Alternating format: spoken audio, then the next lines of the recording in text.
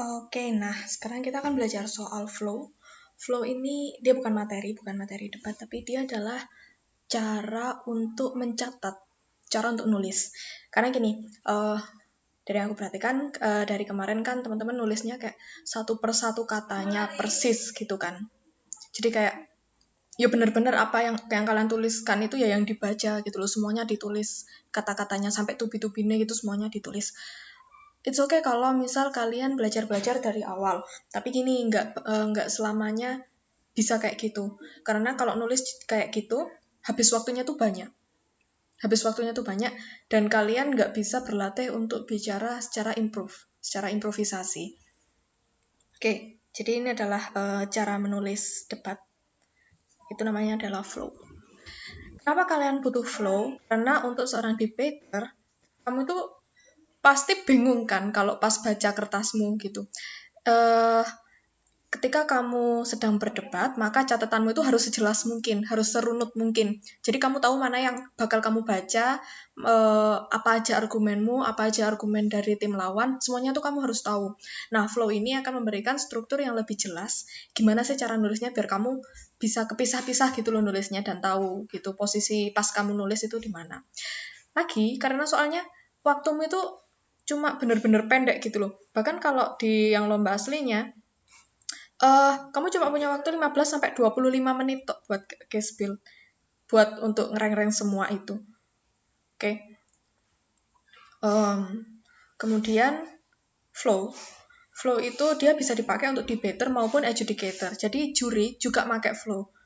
Nah, juri ini pakai flow untuk nentuin seberapa jelas struktur kalian. Itu buat penilaian yang 20% itu ya. Terus berapa argumen yang kalian bawa, berapa yang dibawa tim lawan. Terus setelah mengucapkan argumen itu, apakah dilawan oleh tim yang berlawanan, apakah terjadi clash? Clash itu adalah ketika misalnya kalian ngomong A, terus tim lawan dia menyanggah, enggak kok A itu enggak betul karena gini-gini. Kalau begitu berarti terjadi clash. Kalau udah terjadi clash, akan dilihat siapa yang paling meyakinkan. Mending terjadi clash daripada kalau argumennya tuh dibiarin aja. Kalau dibiarin aja, nanti nggak akan ada yang dapat poin gitu. Nah,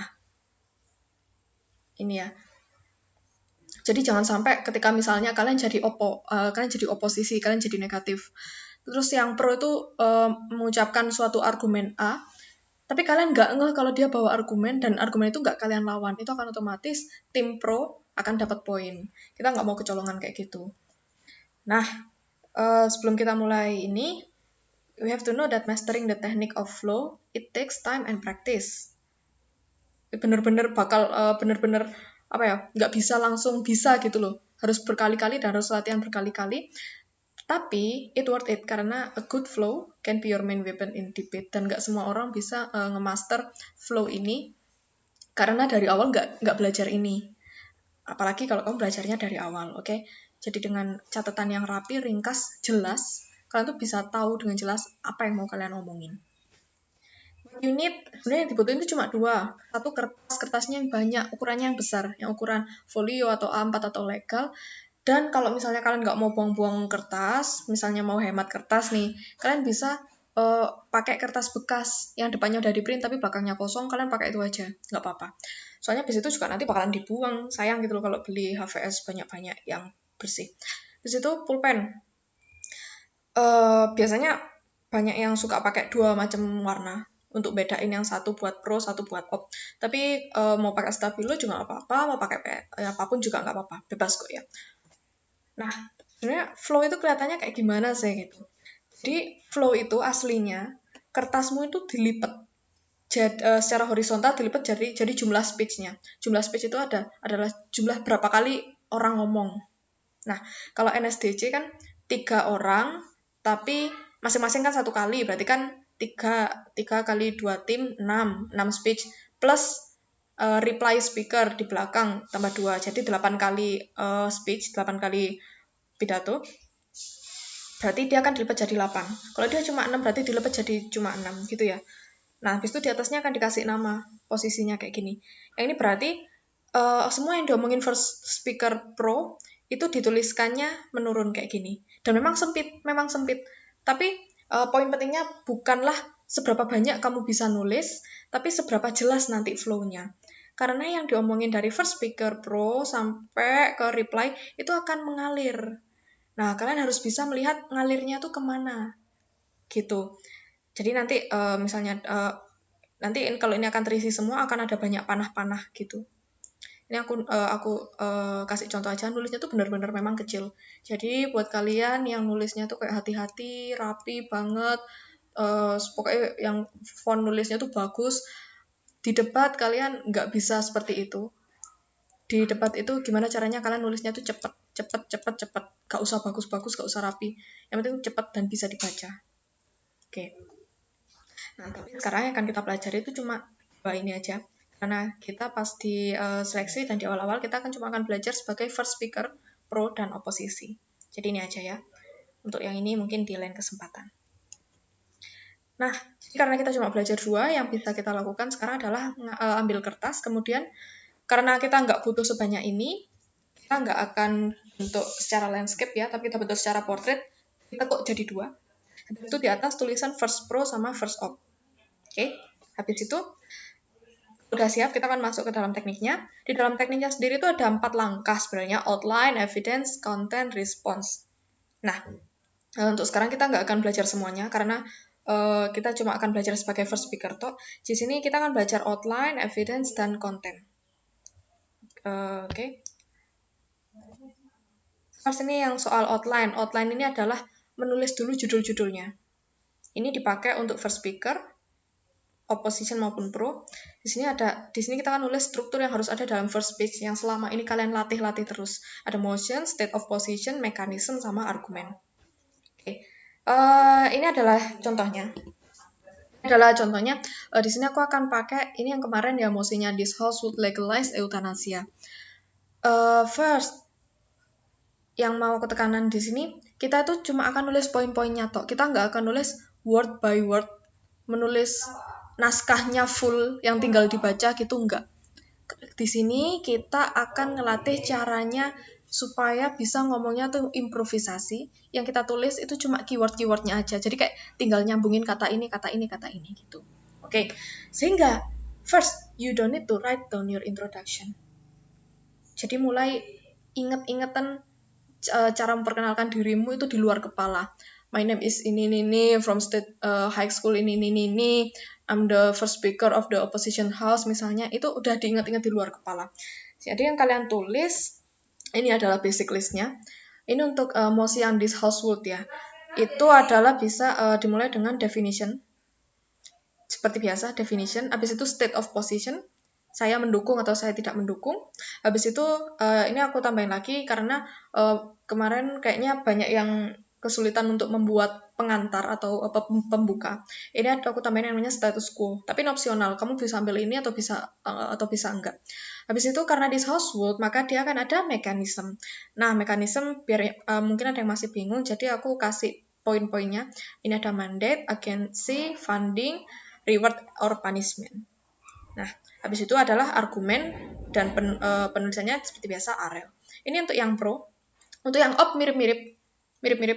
Cuma di sini bedanya dia counter mechanism. Nah, ini bisa sesuai ini, bisa juga enggak.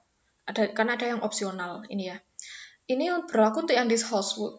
Tapi untuk mosi-mosi yang this house believe that, this house supports, this house regrets, mekanisme itu nggak penting. Tapi mekanisme itu bisa diganti harm. Harm itu adalah kayak dampak buruknya dan benefit atau dampak baiknya. Jadi poin kalian untuk mosi-mosi this house believe that atau this house support atau this house regret, mekanismenya ini gantian harm atau benefit. Ya, sesuai dengan posisinya kalian akan mendukung atau akan menjatuhkan. Oke, nah ini aku akan jelasin dulu ini ya. Jadi tadi aku bawa ke tengah. Mungkin ada teman-teman yang masih belum paham. Oke, kita lihat dulu, kita bedah dulu dari yang pro. Dari yang pro ini untuk definisi ini diambil dari keyword yang diambil dari mosinya. Kemudian state of position aku nggak perlu ngejelasin lagi ya. Habis itu ada status quo.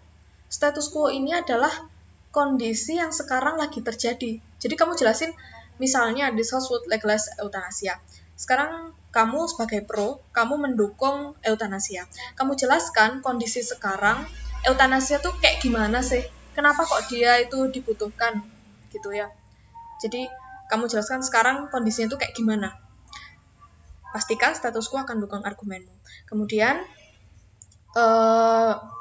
di dalam ini habis itu mekanisme wajib ya untuk this household mandate.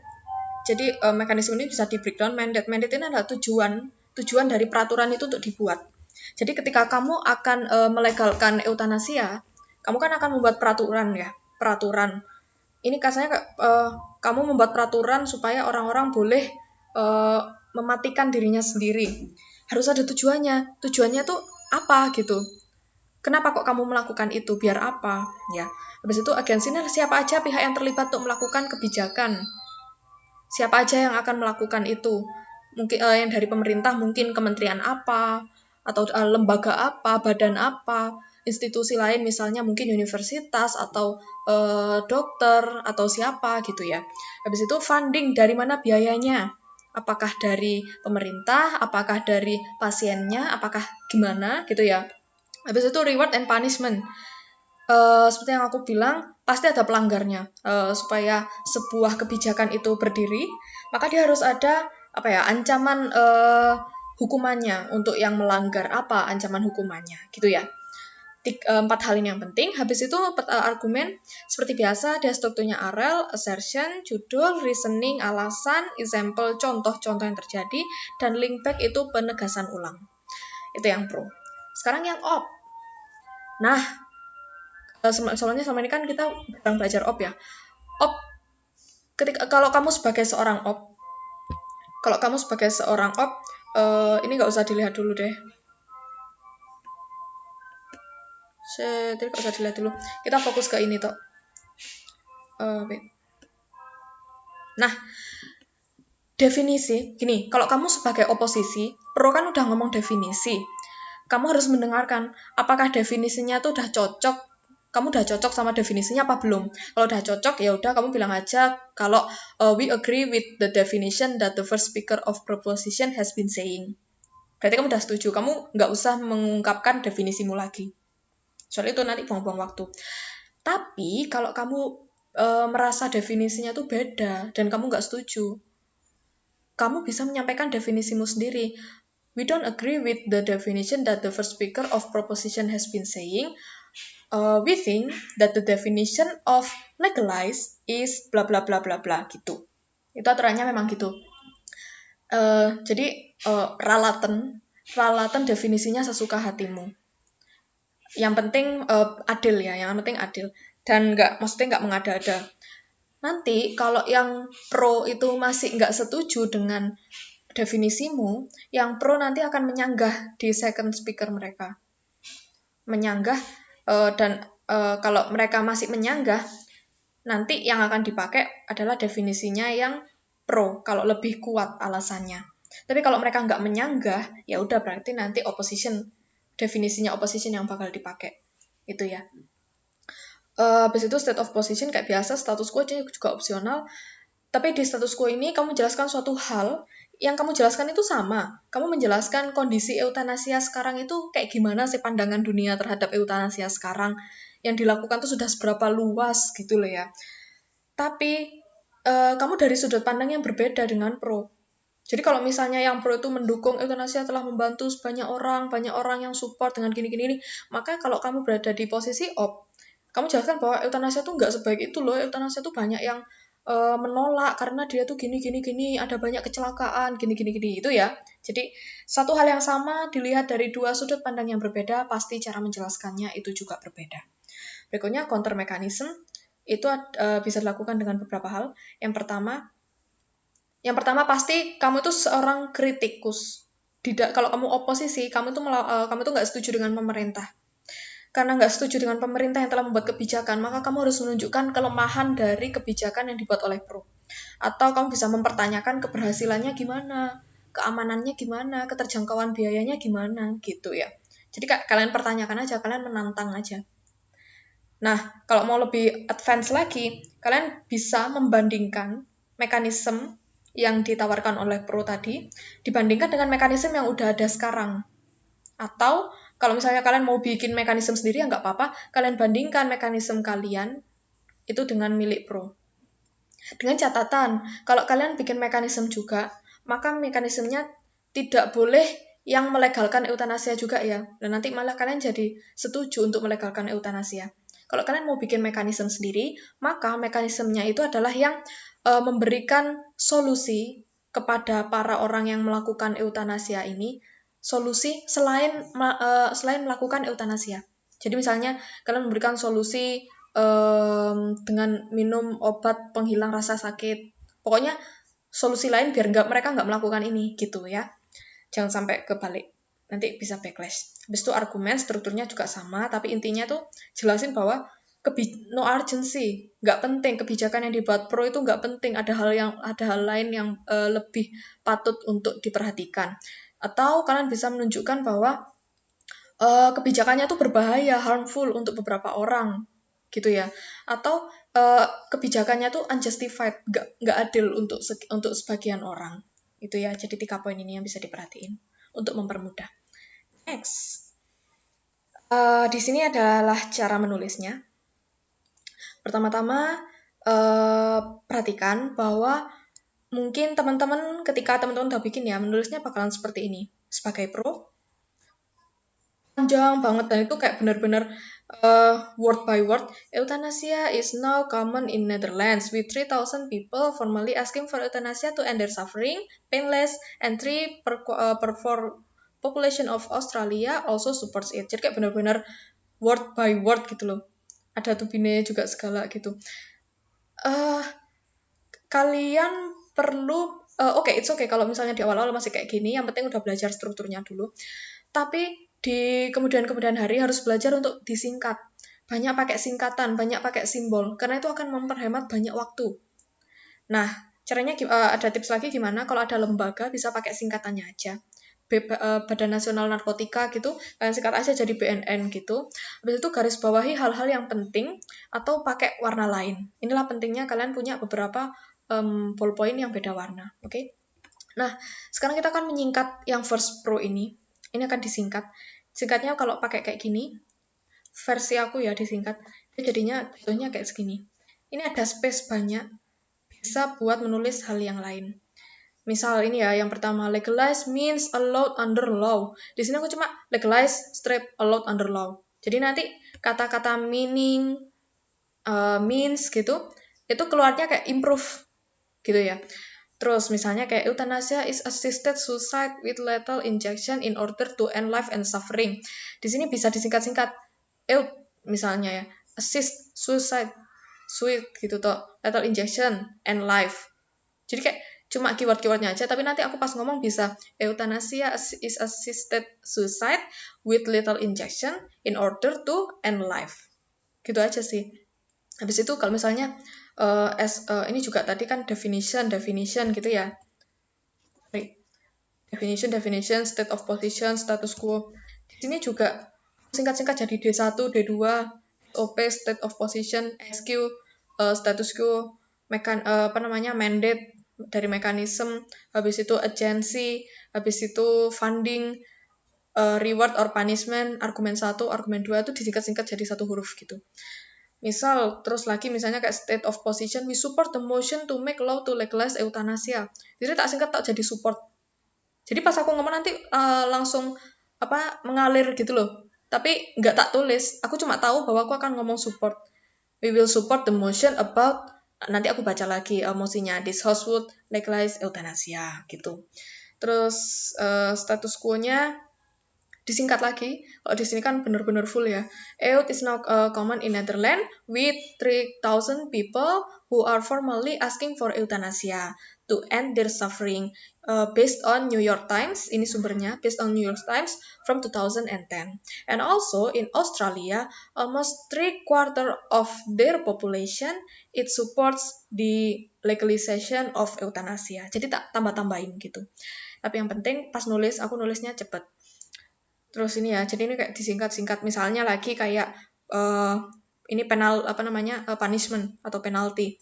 For those who does euthanasia illegally or not meeting criteria or with illegal agents, they will be fine. Yang intinya tuh apa sih? Intinya ya mereka yang melakukannya secara ilegal, dia akan didenda.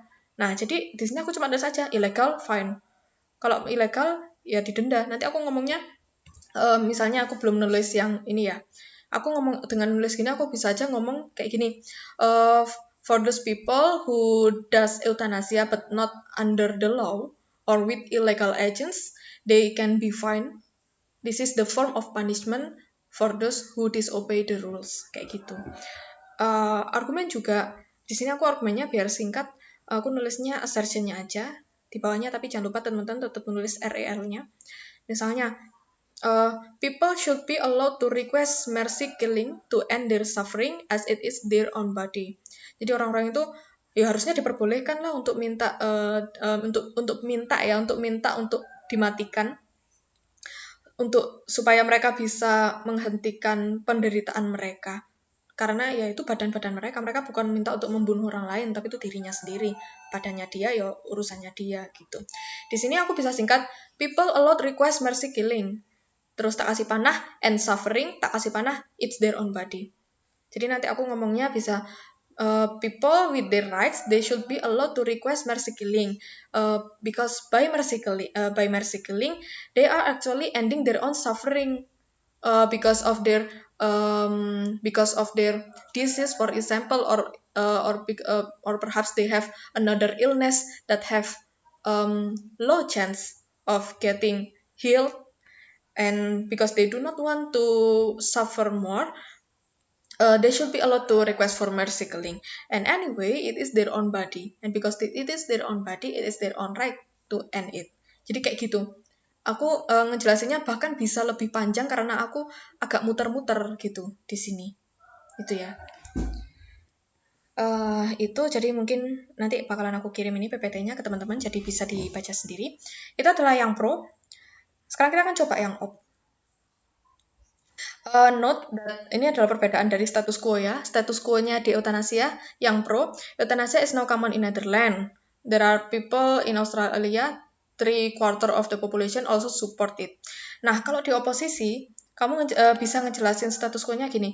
Many countries sees euthanasia as immoral, nggak bermoral, and hinders atau menghilangkan the value of striving for life. Jadi kayak mengurangi nilai dari berjuang untuk hidup.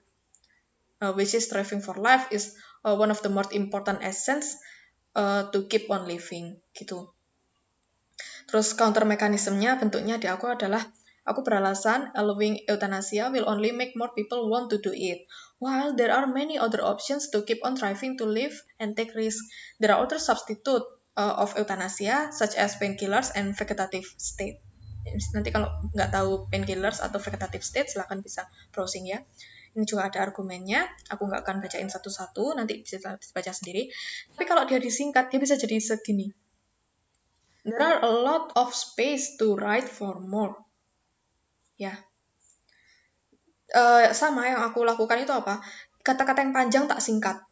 Terus ini contohnya misalnya, di state of position, sebagai oposisi kan kita nggak setuju. We shouldn't make law to legalize euthanasia because it's morally wrong. Nah di sini ini cuma tak pakai silang. We silang make law to legalize euth. Terus tanda panah morally wrong. Jadi di sini aku menganggap bahwa aku bikin simbol versi aku sendiri bahwa silang itu berarti no, we should not gitu loh. Jadi aku nulisnya gini, tapi aku tahu pas aku baca we should not make law to legalize euthanasia because it is morally wrong. Sama aja. Cuma aku nulisnya lebih singkat dan lebih cepat. Simbol-simbol itu kalian sendiri yang bikin, kalian sendiri yang pokoknya style tiap orang tuh beda. Kamu bikin stylemu sendiri, oke? Ini juga misalnya kayak gini ada sama dengannya. Kalau kayak gini, coba ya kita fokus ke ini aja. To harvest someone's organs means that it is morally repugnant and it can be seized as human as medical exploitation. So, if someone is dying because of euthanasia, it is possible to donor their organs. However, to donor as much as organs with euthanasia patients, it can be seen as harvesting someone's organs. And although we can only donor organs just with consent of the patient or the patient's family. However, consent can be manipulated for money. We don't know if it is their true consent to be killed by euthanasia and to be able to donor their organs. But we know that by donoring their organs, the family of the patient will accept money. Jadi intinya kita nggak mau ini malah, we don't want this to be capitalized atau untuk malah diperjualbelikan, gitu ya. Kan because it is immoral. Gitu kayak gitu ya. Nah, kalau ini lagi kalau teman-teman kebingungan argumen apa ya, I will suggest you to read the pros and cons books. Jadi kalau teman-teman belum punya e-booknya, bisa japri ke aku emailnya, nanti aku kirimin. Nah lagi, ini sedikit lagi. Ketika nulis, jangan nulis urut dari atas ke bawah. Jangan kayak gini. Ini tuh nulisnya kalian benar-benar urut dari atas ke bawah. Kalau nulis, yang betul adalah seperti ini. Kalian kasih space, gak apa-apa. Yang penting D1 setara dengan D1, D2 setara dengan D2. State of position setara. Ini juga setara. Terus misalnya mekanisme setara sama mekanisme, argumen nulisnya setara dengan argumen. Kenapa? Supaya nanti flow-nya tuh ngalirnya datar dan lurus. Supaya bisa mudah melihatnya. Kalau kamu sebagai pro, maka kamu nulis dulu flow speech-mu. Habis itu, pas kamu dengerin op bicara, tulisin poin-poin oposisinya. Nah, di babak 1 kan kalian berperan sebagai pro, jadi kalian cuma tinggal nulis ini aja. Tapi di babak 2, kalian akan berperan sebagai first speaker of opposition. Jadi, kalian nekuk kertas kayak gini, tulis dulu flow speech-mu di oposisi, yang pro biarin kosong nggak apa-apa. Kalau kamu jadi oposisi, maka kamu tekuk dulu kertasmu, habis itu kamu akan disuruh untuk nonton video. Kamu tulis dulu poin-poinnya D1, D2, SOP, SK, judul-judul itu. Habis itu selagi nonton video, kamu tulisin poin-poin yang diomongin di video itu apa. Videonya itu adalah video dari first speaker proposition, yang itu adalah seorang juri yang ngomong. Jadi kamu sambil dengerin, kamu tulis, definisinya orang ini adalah ini. Orang ini berarti nggak setuju. Terus menurut orang ini yang sekarang terjadi adalah kayak gini. Mekanismenya orang ini kayak gini. Terus argumennya orang ini kayak gini. Habis itu kalau udah, kalian akan dikasih waktu sekitar 15 menit untuk case building. Dan ketika case building, kalian akan menulis di sini. Make sure to write it setara. Jadi nggak urut dari atas ke bawah kayak gini. Oke? Lagi, ini adalah soal contents. Ini yang di sini ada beberapa tips-tips. Ada data atau evidence bisa ditulis. Misal, 2000 orang mendukung euthanasia, kamu dapatnya dari New York Times 2020. Kamu bisa nulisnya tuh gini aja. Jadi kayak daftar pustaka gitu loh. Kayak citasi, NYT 2020 gitu aja. Nah, dengan begini kita bisa tahu mana yang nggak ada evidence-nya. Dan ini bisa kamu pertanyakan. Jadi kamu bisa berkata bahwa first speaker telah berkata bahwa gini, but they don't have the evidence of it. Gitu ya. Habis itu, bisa juga pro sama op itu ditulis dalam warna yang berbeda. Misal, yang pro kamu tulis pakai warna hitam semua, op kamu pakai warna merah semua. Itu bisa, boleh. Kalau ada angka, tulisan karena itu penting. Dan habis itu kalau ada poin yang menarik, itu bisa dilingkari atau dikasih garis bawah atau juga bisa dikasih komentar. Komentarnya gimana? Contohnya kayak gini. Misalnya kamu sebagai oposisi, respons di sini oposisi kamu udah nulis nih. Selagi kamu nulis punyanya pro, selagi kamu mendengarkan pro dan kamu menulisnya, kamu bisa menulis respons, yang ini aku simbolkan dengan tinta biru. Ini adalah ketika kamu menemukan sesuatu yang janggal, dan kamu kayak, gak gini, gitu loh. Dan kamu mau menyangkal argumennya. Nah, jadi kamu bisa kayak gini ya. Kamu bisa tulis panah, terus kamu kasih, kamu kasih komentar sendiri. Misalnya, yang first speaker pro berkata bahwa yang akan melakukan eutanasi adalah doctors. Terus kamu ingat bahwa dokter itu lo punya janji ini, punya apa? Bukan janji. Sumpah dokter. Sumpah dokter itu adalah di mana para dokter akan berusaha untuk menyembuhkan pasiennya dan tidak untuk membunuh mereka. Jadi kamu kamu bisa bertanya, terus what if the doctors refuse? Gimana kalau dokternya menolak? Because there is a doctor oath And in this doctor oath, di sumpah dokter ini, doctors cannot kill people. Ini setelah kamu nulis respons ini, kamu bisa ucapkan ini sebelum argumen di dalam first speaker of di dalam speechmu. Ini bisa nambah poin kamu. Dengan cara ini karena ini menandakan bahwa kamu mendengarkan apa yang diucapkan oleh proposition dan kamu sudah point out bahwa there is something wrong with their mechanism. Itu ya. Contoh lagi, misalnya di sini euthanasia allow healthy organs to be donored. Jadi menurut mereka tuh orang yang euthanasia organnya tuh lebih sehat untuk didonorkan. Sedangkan orang yang meninggal secara normal atau secara koma kayak gitu itu nggak terlalu sehat untuk didonorkan. Jadi mereka beralasan bahwa orang-orang yang euthanasia tuh bisa memperbanyak donor organ gitu. Terus kamu kayak merasa, lah kok gitu? Kamu bisa menulis respon. Tapi kan kalau donor itu kan pasti ada duitnya. It can be manipulated if someone want to capitalize organ. Bagaimana kalau misalnya suatu keluarga mereka kepepet karena ekonomi, terus kemudian ayahnya untuk menyelamatkan mereka, dia akan misalnya suatu keluarga terpepet ekonomi. Terus untuk menyelamatkan keluarga mereka, misalnya anak pertama akan minta untuk dieuthanasia supaya donornya itu organnya bisa didonorkan dan keluarganya mendapat uang. Kalau kayak gitu kan berarti kayak menjual organ.